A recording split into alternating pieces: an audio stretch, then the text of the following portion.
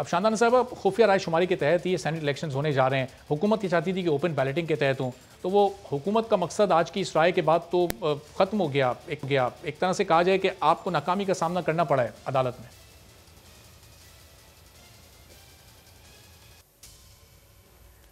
शुक्रिया अरबाब साहब। देखिए, हमेशा से होता है कि जब भी किसी भी अदालत में कोई केस जाए, दो किस्म वकुला उसको आर्ग्यू करते हैं, उस पर बहस करते हैं, और होता यही है कि जब भी नतीजा आता है तो एक साइड कहती है हम जीत गए, दूसरी साइड कहते हैं हम जीत गए। आज भी कुछ ऐसा हुआ, लेकिन मैं अगर आपको बैकग्राउंड में बता दूं कि वज़ीर आज़म ने और प्रेसिडेंट ऑफ पाकिस्तान ने सुप्रीम कोर्ट से क्लैरिटी क्यों मांगी थी। हमारा जो पस मंज़र है वो ये है कि पाकिस्तान में हमेशा से सेनेट के इलेक्शंस में इंसानों की बोली लगती रही है, करोड़ों रुपए की बोली लगती रही है, और वो हम अवामी नुमाइंदे हो के पैसे खा के, पैसे दे के, बिका के आ जाते हैं, बैठते हैं असेंबलियों में, और फिर इन्हीं असेंबलियों में हम करप्शन करते हैं ताकि हम अपने वो पैसे वापस कमा ले, खोए हुए, और दोबारा करें। ये हमारा बेसिक मौक़िफ़ था। हमें ये फ़र्क नहीं पड़ता कि सुप्रीम कोर्ट ओपन या क्लोज बैलेट की बात करे। जो हमें चीज़ चाहिए थी वो ट्रैक एंड ट्रेस, कि अगर मेरी एक राय हो, मैं अपनी पार्टी से जुदा राय लूँ और मुझे सेनेट में किसी को वोट देना हो, ये तो ना हो ना कि मुझे अपनी राय या का इजहार करने के लिए करोड़ों रुपए की ज़रूरत है। मैं फिर भी अपनी पार्टी के खिलाफ जा सकती हूँ, बिल्कुल ठीक है, लेकिन इसमें पैसे हाथ ना बदलें। ये हमारा मेन इशू ये था। जो आज सुप्रीम कोर्ट में जजमेंट आई है, उन्होंने दो अहम बातें कही। उन्होंने पार्लियामान की भी इज्जत रखी, उन्होंने वोट की भी इज्जत रखी। कैसे? पहली बात ये कि पार्लियामान सुप्रीम है, वो ही फैसला करेगा कि ओपन या सीक्रेट, यानी कि आप अमेंडमेंट करें हाउस में। आप सुप्रीम कोर्ट से मत कहें कि वो कॉन्स्टिट्यूशन को या एक्ट को ऐसे इंटरप्रेट करें। वो पार्लियामान आज़ाद है, वो उस पर करे, वो सुप्रीम है। तो ये बहुत बड़ी जीत है पार्लियामान के लिए। लेकिन इससे जो बड़ी जीत है, जो हम चाह रहे थे कि ट्रैक एंड ट्रेस का सिस्टम हो, क्योंकि सुप्रीम कोर्ट ने आज फरमाया कि कोई भी वोट हयात सीक्रेट नहीं हो सकता बैलेट, यानी कि हमेशा के लिए खुफिया वोट नहीं होगा।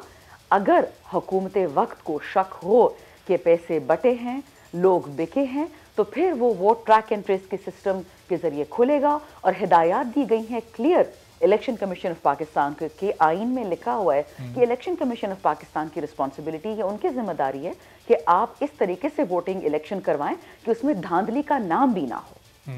तो ये एक constitutional responsibility election commission of Pakistan की, और अल्लाह का शुक्र है कि आज जो जजमेंट आई है उसमें ये वाजे हो गया है कि अगर इस इलेक्शन में पीटीआई को लगे कि तमाम 11 पार्टियां जो इकट्ठी हुई हैं, इन्होंने पैसों की खरीदो फरोख्त की है, तो हमें ये इजाज़त होगी थ्रू अ प्रोसेस जो इलेक्शन कमीशन बनाएगा। और हम आज के भी फैसले की इज्जत करते हैं और ईसीपी के फैसले की भी इज्जत करेंगे। लेकिन शानदान साहब, ये 2 महीने पहले जब ये रेफरेंस दायर किया गया था अदालत में, उसके बाद से अब तक सबसे ज़्यादा सेनेट इलेक्शन को लेकर कंट्रोवर्सीज पाकिस्तान तहरीक इंसाफ में हुई हैं। आप देखें, पाकिस्तान पीपल्स पार्टी और पीएमएल-एन ने अपने अपने कैंडिडेट्स का ऐलान किया, उनकी जमात में कहीं से कोई एतराज़ नहीं हुआ, किसी ने किसी के खिलाफ आवाज़ नहीं उठाई। पाकिस्तान तहरीक इंसाफ ने जब सेनेट के टिकट दिए तो बलूचिस्तान से आवाज़ें उठीं, सिंध में बहुत सारे इशूज़ हुए, नेशनल लेवल पर अब्दुल हफीज़ शेख साहब के नाम पर एतराज़ उठाया गया।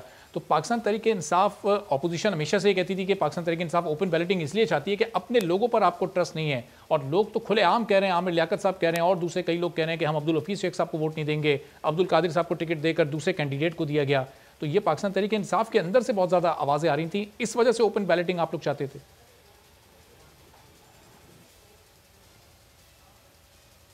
नहीं, ये मैं थोड़ा सा एक्सप्लेन कर दूँ बाप साहब। देखें, अफवाहें तो हर किस्म की उड़ती हैं ना, और ज़ाती राय भी होती है। हो सकती है कि मेरी राय पार्टी से डिफरेंट हो, मेरी जो ज़ाती राय होगी, लेकिन जो मेरा पार्टी का फैसला होगा मैं ज़रूर उसके साथ जाऊंगी। जब तक मैं इस पार्टी में हूँ, जब तक मैं इस हाउस की सीट ऑक्यूपाई करती हूँ, ये मेरा अखलाकी नहीं, मेरा कानूनी फ़र्ज़ है कि मैंने पार्टी लाइन को फॉलो करना है। बहुत लोग जो पार्टी लाइन को फॉलो नहीं करते, लेकिन फिर उसके कुछ इम्कानात होते हैं, कुछ कॉन्सिक्वेंसेज होते हैं। तो जो एमएनए उससे भी आगे बढ़ने को, कदम जाने को तैयार है। देखिए, हाथ सबके आज़ाद है और यही डेमोक्रेसी होती है।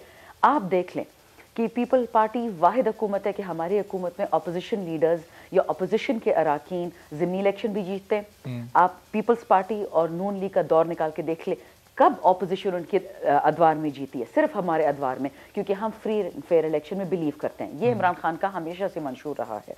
दूसरी बात, अगर आपको याद है 2015 और 18 दोनों के इलेक्शन में जो धांधली हुई सेनेट के, उसके बाद जो सेनेट की कायमा कमेटी थी उसमें तो पीटीआई थी नहीं, उसमें तो पीएमएलएन और पीपल्स पार्टी थी। उनका पॉइंट नंबर 3 था, उनके चार्टर ऑफ डेमोक्रेसी में भी ये पॉइंट था कि क्योंकि सेनेट की इलेक्शंस में धांधली होती है, लोग बिकते हैं, तो इसलिए हम ओपन इलेक्शंस चाहते हैं। रीसेंट आप स्टेट मरियम नवाज साहिबा की कि हम चाहते हैं कि ओपन बैलेट हो, लेकिन इमरान खान के हाथ से हम नहीं मानते। कल से पार्लियामेंट चैम्बर में खान साहब मौजूद हैं, वो तमाम एमएनए से मिल रहे हैं, मुलाकात कर रहे हैं। पार्टी पॉलिसी के तहत ही सबने वोट देना है, तो फिर खान साहब आपसे भी मिले हैं, आज आपकी अपनी फीमेल कोलीग्स भी उसमें शामिल थी। क्या ट्रस्ट नहीं था खान साहब को, जो सबको बुलाकर ये बोल रहे हैं कि जी वोट आपने हफीज शेख साहब को ही देना है? इन मुलाकातों का मकसद क्या है फिर?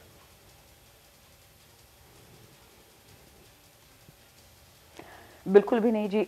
आज हफीज शेख साहब की कोई बात ही नहीं हुई। मैं आपको बता सकती हूँ, देखिए मैं आप जब भी बात करते हैं कुरान को और अल्लाह को हाजिर नाजिर देख के बात करती हूँ। माजरत के साथ ये जो एक वीडियो आजकल निकली है हॉर्स ट्रेडिंग की, आपने भी देखी होगी, हमने भी देखी है। कुछ QWP के MPAs थे, ज़्यादातर PTI के MPAs थे, जिनको निकाल दिया था इमरान खान साहब ने। ये वाहिद चेयरमैन किसी पार्टी का उस टाइम पे कि उसने अपने पार्टी के लोगों को चोरी पकड़ लिया चोरी करते हुए, और फिर उनका निकाला भी, उसके कॉन्सिक्वेंसेज हुए। आज जो मीटिंग थी, इसलिए मैं खुदा को हाजिर नाज़र के मेरे 3 नुकात थे। नंबर 1, मेरे इलाके में डेवलपमेंट वर्क नहीं हो रहा, वक्त तालिबान ज़्यादा इलाका है, और मैंने प्राइम मिनिस्टर से ये परवेज़ खटक साहब के सामने रिक्वेस्ट की कि क्योंकि मेरे इलाके के दोनों MPAs ANP के हैं, उन्होंने स्टे ऑर्डर लिया हुआ है, तो काइंडली इलाके में डेवलपमेंट वर्क करवाएं। उन्होंने इसके खिलाफ स्टे लिया हुआ है। दूसरी बात, एग्रीकल्चर पे स्पीकर साहब की कमेटी है, हमने उस पर बहुत सारा काम किया पिछले 9 महीनों से, और हम चाहते कि वज़ीर आज़म वो फुल प्रेजेंटेशन सुने गरीबों के हक में। और तीसरा, ख़वातीन के हकूक़। 18वीं तरमीम के बाद वुमेंस डेवलपमेंट और वुमेंस राइट्स चली गई है सूबों के पास।